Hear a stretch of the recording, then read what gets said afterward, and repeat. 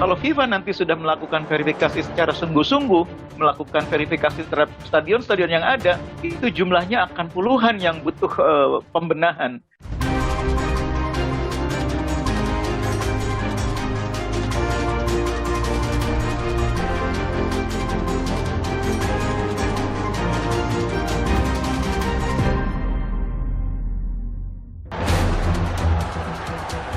FIFA akan kawal transformasi sepak bola Indonesia. Jelang sidang kasus pembunuhan Yosua, pengacara Richard Eliezer menyebut ada kejutan menanti.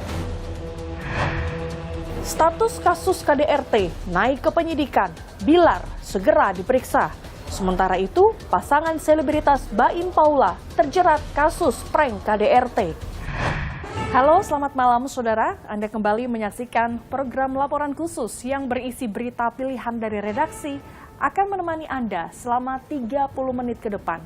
Bersama saya Gracia Adur, inilah informasi selengkapnya. Saudara, FIFA bekerja sama dengan pemerintah akan berkantor di Indonesia untuk mengawal transformasi sepak bola Indonesia. 5 langkah transformasi telah disampaikan FIFA melalui surat kepada Presiden Jokowi.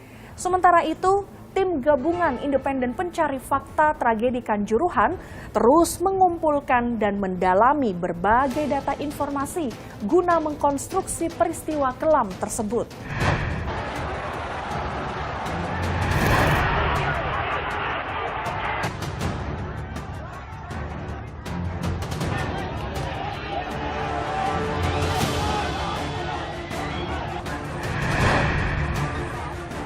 Alhamdulillah, sepak bola Indonesia tidak dikenakan sanksi oleh FIFA dan FIFA bersama-sama dengan pemerintah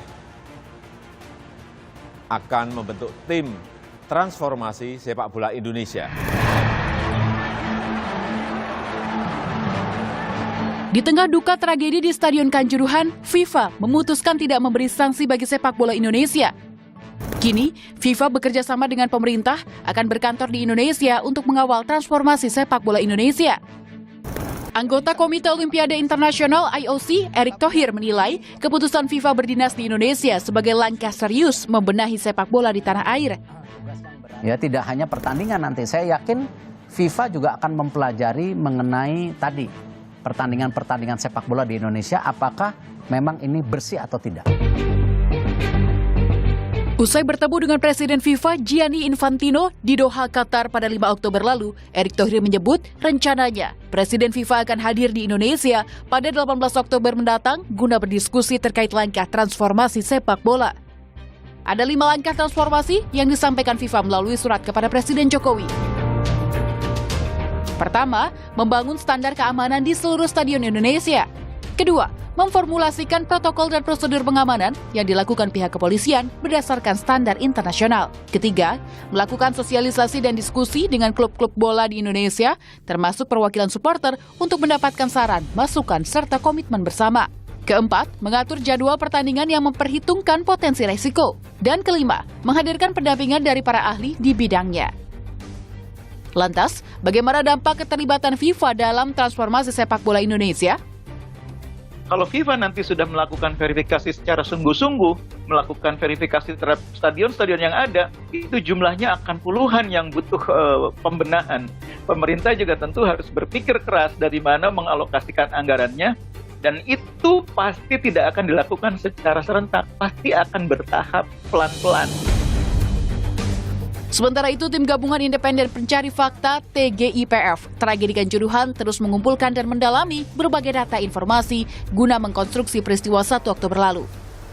Presiden Jokowi memberikan tenggat waktu kurang dari sebulan bagi TGIPF untuk menyelesaikan penyelidikan tragedi Kanjuruhan, terutama penyebab pintu terkunci dan tangga yang terlalu tajam yang disebut Presiden Jokowi sebagai masalah dari tragedi ini. Pernyataan Presiden Jokowi tersebut justru menuai kritik dan dinilai kurang bijaksana. Pasalnya, ia tak menyoroti penggunaan gas air mata yang diduga memicu kepanikan para supporter di Stadion Kanjuruhan hingga menyebabkan penumpukan di pintu stadion. Namun, Kepala TGIPF Mahfud MD dalam program Prosi di Kompas TV membantah hal tersebut. Ia menjelaskan, keterbatasan waktu menjadi alasan Presiden Jokowi tak sempat menyinggung soal gas air mata. Karena waktunya pendek, tidak diungkapkan semua ke publik ketika dia dicegat untuk keterangan pers gitu. Sebelum itu kan banyak yang disinggung, terutama rapat-rapat di istana ketika memanggil saya itu, satu soal keamanan, dua soal kenapa kok bisa itu supaya diselidiki itu gas air matanya jenis apa, kata Presiden. Kok bisa sampai begitu fatalnya. Pada temuan awal, TGIPF mengungkap usai pertandingan pintu 12 dan 13 Stadion Kanjuruhan masih tertutup saat kericuhan antara supporter dan polisi terjadi. Padahal, pintu seharusnya sudah dibuka sejak 10 menit sebelum pertandingan berakhir.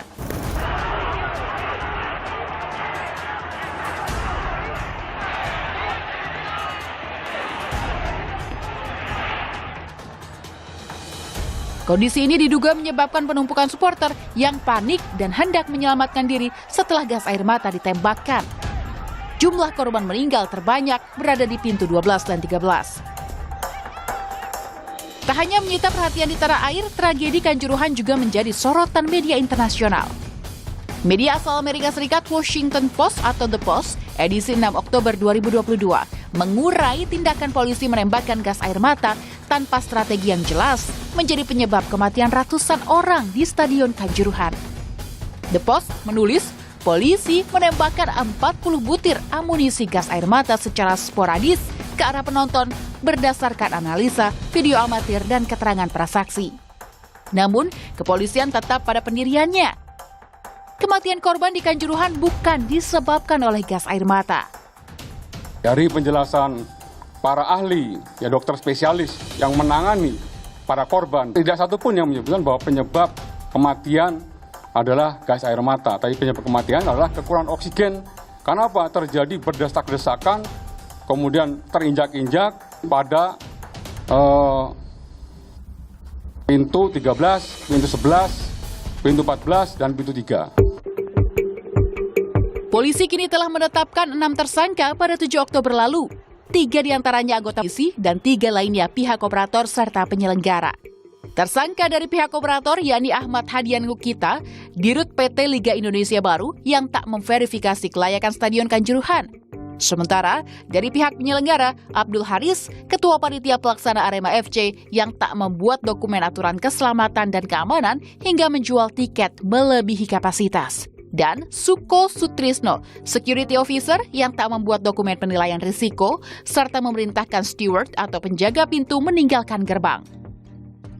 Selain itu, 3 tersangka dari kepolisian yakni Kompol Wahyu SS, Kabak Ops Polres Malang yang membiarkan tembakan gas air mata, dan AKP Hasdarman, Komandan Kompi 3 Brimob Polda Jatim, serta AKP Bambang Sidik Ahmadi, Kasat Samapta Polres Malang yang memerintahkan tembakan gas air mata.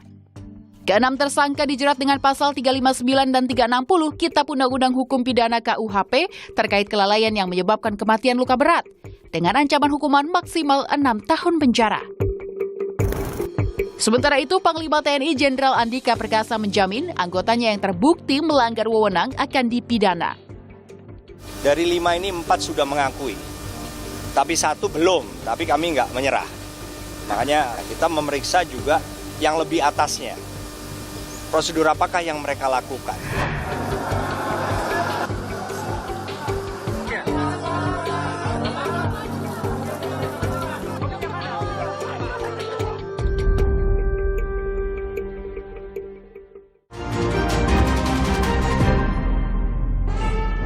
Saudara anggota kepolisian Polresta Malang Kota menyampaikan permohonan maaf kepada keluarga korban atas tragedi Stadion Kanjuruhan. Sorotan lainnya, sidang perdana kasus pembunuhan Yosua rencananya akan digelar pada pertengahan Oktober mendatang. Sementara itu pengacara Richard Eliezer menyebut akan ada kejutan di persidangan nanti.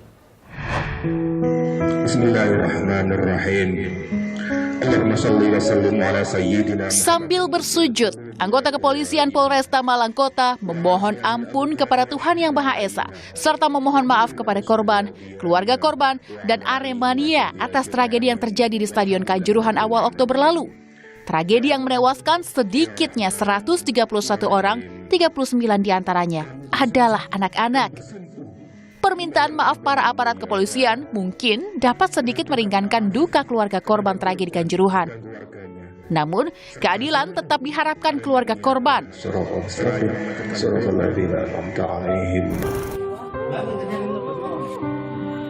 Seperti yang dirasakan Elmiati. Tragedi Kanjuruhan merenggut nyawa suami dan buah hatinya yang masih berusia 3,5 tahun. Elmiati tak menyangka niat menyenangkan hati anak bungsunya yang gemar sepak bola berujung petaka. Ia bercerita saat detik-detik kericuhan terjadi, dengan tenang sang suami berusaha mengeluarkan mereka melalui pintu 13. Namun, tembakan gas air mata membuat penonton panik, sehingga suasana semakin tak terkendali. Elmiati terpisah dengan anak dan suaminya.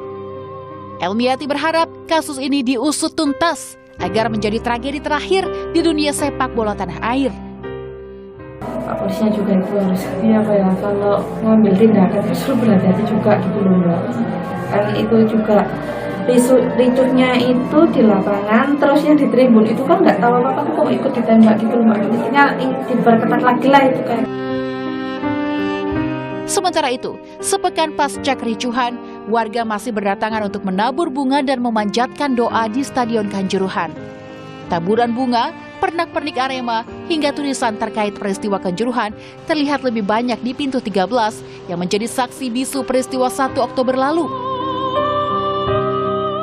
Sementara itu, supporter Aremania dan sejumlah pemain Arema serta pejabat pemerintah Kabupaten Malang menggelar doa 7 hari bagi para korban di halaman Stadion Kanjuruhan.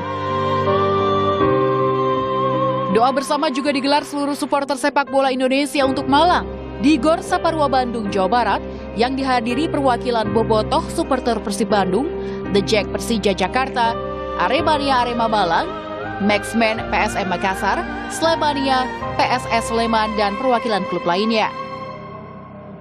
Doa bersama berlanjut ke sejumlah daerah seperti di Makassar, Sulawesi Selatan. 7 perwakilan supporter menggelar deklarasi damai, yakni fans PSM Makassar, Arema Malang, Persebaya, Persija, Persib, Persela Lamongan, dan Madura FC berkumpul di tribun lapangan Kare Bosi, Kota Makassar. Tak ada rivalitas antar klub yang selama ini mewarnai, yang ada hanya rasa solidaritas. Semua berduka, semua berharap tragedi tak lagi terulang.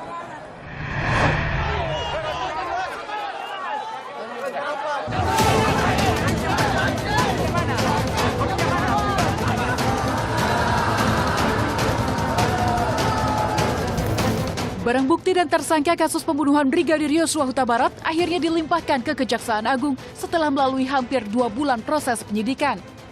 Tersangka Ferdi Sambo dan istrinya Putri Chandrawati, Barada Richard Eliezer, Bribka Riki Rizal, dan Kuat Maruf untuk pertama kalinya dirilis tim Kejaksaan Agung dengan menggunakan rompi tahanan Kejagung. Ferdi Sambo sempat memberikan pernyataan penyesalan dan meminta maaf kepada orang tua Yosua. Siap untuk menjalani semua proses hukum. Istri saya tangan Bapak lepas, Pak. Bapak saya pegang. Tidak melakukan apa-apa, justru menjadi korban. Saya menyampaikan permohonan maaf kepada pihak-pihak yang sudah terdampak atas perbuatan saya, termasuk Bapak dan Ibu dari Yosua.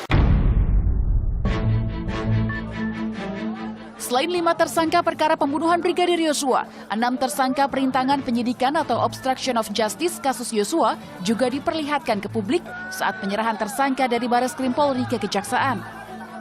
Sejumlah barang bukti telah diserahkan ke Kejaksaan, diantaranya 4 buah pistol beserta magazin dan pelurunya, 1 senjata laras panjang, dan 6 kotak kontainer berisi sejumlah dokumen. Kejagung akan gabungkan 2 berkas perkara Sambo, kasus pembunuhan berencana dan obstruction of justice atau perintangan penyidikan. Sidang perdana kasus pembunuhan Yosua rencananya akan digelar pada pertengahan Oktober atau 3 hingga 7 hari pasca surat dakwaan diberikan ke pengadilan. Senin kemarin, berkas perkara Sambo dan kawan-kawan telah diserahkan ke Pengadilan Negeri Jakarta Selatan. Jelang kasus pembunuhan Yosua disidangkan, pihak keluarga menyiapkan 11 saksi yang akan dihadirkan di persidangan. Keluarga juga berharap sidang dilakukan secara terbuka. Ya, karena selama ini kan berbelit-belit yang kami lihat ya. Begitu juga skenario yang dilakukan mereka. Jadi kami ingin tahu dan kami mengharapkan itu secara transparan dan terbuka. Kuasa hukum Verdi Sambo dan Putri Chandrawati menyebut siap menjalani persidangan dan tengah fokus menyusun fakta untuk dipaparkan sebagai bukti di persidangan. Proses persidangan nanti kita akan uji semuanya secara seimbang. Jadi fakta akan kita letakkan di tengah. Sementara itu pengacara Richard Eliezer menyebut akan ada kejutan di persidangan nanti. Ada beberapa strategi, cuma saat ini belum kita sampaikan, tetapi pastinya kita ada kejutan nanti di pengadilan dalam rangka membela Baradae. Sedangkan tersangka Ricky Rizal juga disebut akan membeberkan seluruh fakta sebelum hingga pasca penembakan terjadi.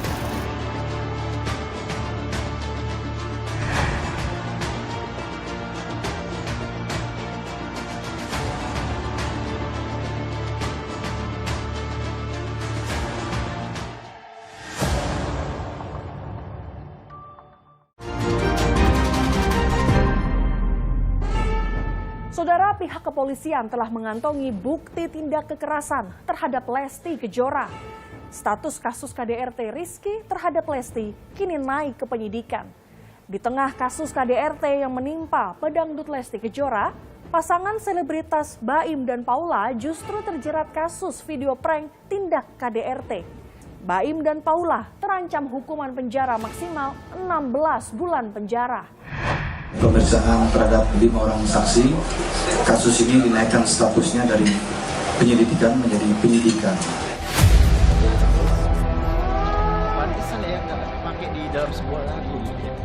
Kasus kekerasan dalam rumah tangga atau KDRT selebritas Rizky Bilar terhadap Lesti Kejora masih bergulir. Usai melaporkan Rizky Bilar atas dugaan KDRT, pedangdut kondang tersebut kembali diperiksa polisi untuk kedua kalinya pada Jumat 7 Oktober lalu. Penyanyi berusia 23 tahun ini diperiksa selama 1 jam dan dicecar 18 pertanyaan guna memenuhi keterangan tambahan. Menurut Kabid Humas Polda Metro Jaya, Kombes Pol Endra Zulpan, ini bukan pertama kalinya Rizky melakukan KDRT terhadap sang istri. Bahkan, Lesti yang mengalami trauma kini enggan satu atap dengan sang suami. Bahwa kekerasan dalam rumah tangga ini bukan yang pertama kali terjadi. Sudah pernah beberapa kali terjadi. Ya, kemudian pernah juga sempat melempar menggunakan bola biliar. Sebelumnya, hasil visum yang dikantongi pihak kepolisian membuktikan telah terjadi kekerasan terhadap Lesti Kejora. Hasil visum menunjukkan terdapat memar di telapak tangan belakang kanan Lesti yang disertai bengkak. Kedua, ditemukan luka memar di lengan bawah kanan disertai bengkak, lebam dan nyeri, namun tidak ditemukan gangguan fungsi. Ketiga, terdapat luka memar di siku belakang tangan kiri disertai bengkak, lebam dan nyeri, serta gangguan fungsi. Keempat, ditemukan luka memar di leher bagian depan disertai bengkak, lebam dan nyeri, serta terdapat gangguan fungsi leher hingga membutuhkan penyangga leher. Sementara itu, melalui kuasa hukumnya, Adeng Manurung, Rizky Bilar membantah telah melakukan KDRT. Rizky mengaku saat pertengkaran terjadi, ia meminta Lesti untuk diam karena ibu mertuanya tengah berada di rumah dan waktu telah larut. Rizky kemudian berusaha menutup mulut Lesti, namun tangannya kemudian turun ke leher sang istri. Esok paginya, cekcok kembali terulang saat Rizky akan ke kamar mandi, hingga terlontar kalimat talak dari Rizky. Rizky mau kamar mandi, mau menenangkan diri, itu ada bahasa Rizky, ya. Lalu dia marah, Lesti ngejar nariklah ininya, ya, putuslah rantainya. Nah, udah, Rizky nepis. Itu biasa kan, sama lah kalau kita juga lagi marah, nepis kan, kejatuh. Jadi bukan dibanting-banting berangkat, itu nggak benar. Polisi telah memanggil Rizky Bilar pekan lalu untuk dimintai keterangan, namun Rizky tak muncul. Rizky Bilar kembali dijadwalkan diperiksa pada 13 Oktober mendatang.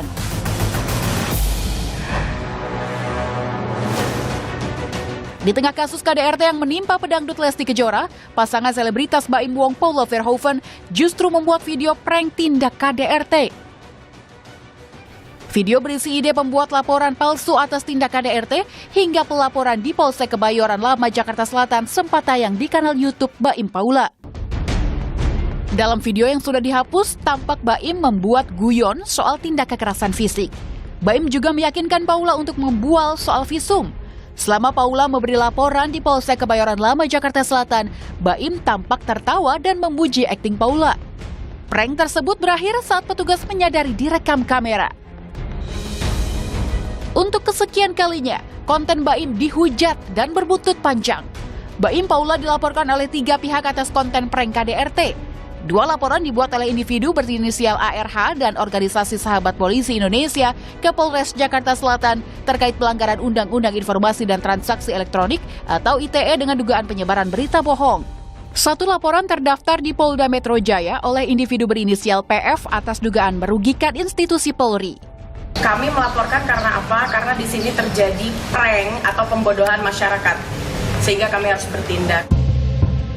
Baim dan Paula pun telah diperiksa selama 4 jam di Polres Metro Jakarta Selatan pada Jumat 7 Oktober lalu. Baim mengaku video prank dibuat dengan tujuan hiburan dan edukasi masyarakat. Merendahkan institusi kepolisian. Kembalikan kenapa saya lakuin. Saya mau tahu reaksi kepolisian itu seperti apa. Mungkin ada niat baik dari Baim untuk memohon maaf atau meminta maaf kepada institusi, silakan saja, sah-sah tanpa mengesampingkan perbuatannya yang mencemarkan nama baik institusi ya. Baim dan Paula diduga melanggar pasal 220 KUHP tentang laporan palsu dengan ancaman maksimal 16 bulan penjara. Komnas Perempuan menyebut apa yang dilakukan Baim dan Paula bukan edukasi, melainkan perbuatan nirempati yang justru bisa membuat para korban KDRT enggan melapor ke polisi.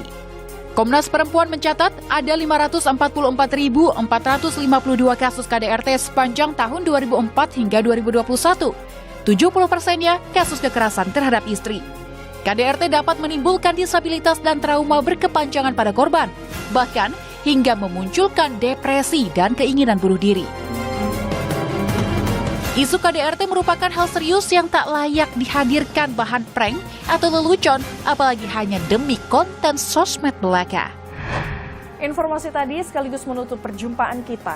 Situasi memang terus membaik, namun kita tetap waspada karena COVID-19 masih ada. Selalu pakai masker saat beraktivitas di dalam ruangan, vaksinasi lengkap dan booster untuk perlindungan sempurna demi imunitas kita semua.